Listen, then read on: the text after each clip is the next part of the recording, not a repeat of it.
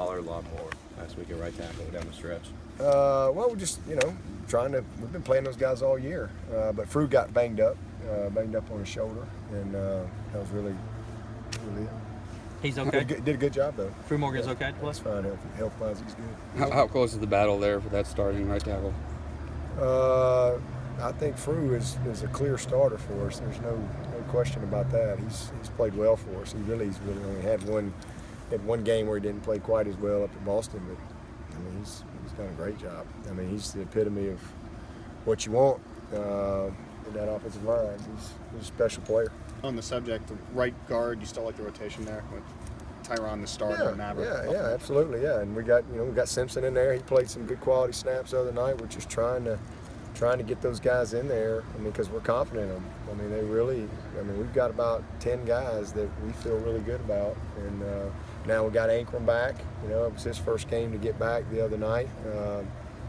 He's I don't think we got him in. But he's back ready to go. He had gotten hurt, and he's really practicing well. And it's a long season for those young guys, and the transition that they make. That's why what Mitch was able to do last year is just unbelievable. And to hold up. But we're really fortunate. We've got a good group, really good group across the board, and we've got some good young guys mixed in that like a Cervenka, that in due time is going to be a really good player as well. So I like the makeup of those guys. Fauci, he's just continues to earn opportunity to play, and it's only 5 can go out there at a time, but we're confident in the guys that have been starting have been outstanding. They've done a great job for us all year. We're 8-0 against a really difficult schedule, and the guys, the backups that have played have gotten better all year, and I think we're going to continue to have good depth there, and that's what you want. Just like we have in the D-line, we want to have great depth in that D-line and that offensive line, and be able to have the ability to play guys. And we're really closer and closer to where we want to be. How is Gitch progressing with that transition? Really good, smart, very instinctive football player, and just has gotten better and better. You guys don't see it as much. He's gotten a little bit of experience, but we see it every day in practice. He's going to be a good one. Be a really good one. Works guard and snapping as well. What was behind McLeod wearing the yellow jersey today? Well, it's just not really for your information. I don't. You shouldn't even know he's in a yellow jersey. Were you at practice? No, he came out. He was wearing it when he came out. Well, just what he was in today. That's really it.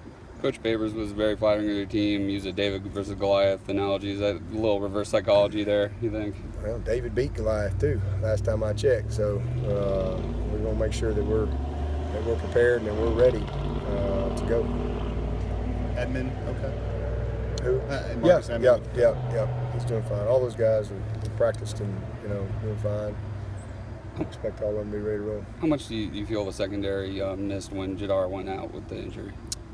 Well, it's big. I mean, he's our starter for a reason. I mean, he's a clear starter and a veteran guy that has earned that spot. Has played at a high level for us, a very consistently high level. Y'all heard me talking about him the other day. I mean, he's a guy that I think has been as valuable as anybody to this team this year. So it was a big loss for us. Just to be clear, McLeod's going to be at that. I think so. Yeah, I think he'll be fine. He's practiced and know what he needed to do, and Are you pleased with the kickoff coverage at this point in the season? Yeah, I think we were second in the nation going into the game last week. Fourth now. We're fourth now, so we kind of staying. We've been in that top 5. We've been first, second, fourth, fifth. We've been in that top 5 all year long. So I'm pretty pleased, especially since we were about 100th or so or whatever last year. We made a lot of improvement. Guys have taken a lot of pride in it, and Chad Smith and Dorian, and Skowski, and JD, and all those guys, and man, Van, they've taken a lot of pride in it. And then a couple of salty guys, old vets like Jadar and Cordray, done it. And then the biggest thing is Greg has been so consistent. I mean, he has been incredible. It's where it starts. Kicking the ball where it's supposed to kick. You're supposed to kick it, and then he's had a ton of touchbacks. So done a good job. I've been curious, though you're through the 4 road games, all these late night games, a couple of them midweek. You're getting back at 5 a.m., 6 a.m. How challenging is that? It's very challenging. Young people don't sleep much anyway, and then you completely disrupt kind of that cycle. It's hard on everybody. It comes with the territory, but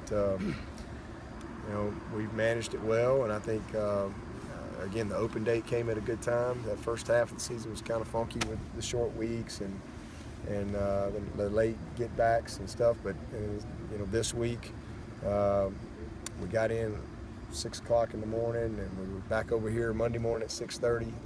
The players were. Staff was over here on Sunday, but they came back in 6:30 Monday morning. But it sets up good. I think this weekend, I think the clocks go back an hour, and then we got fall break Monday and Tuesday. So I really like our schedule. 3 out of our last 4 games are here at home.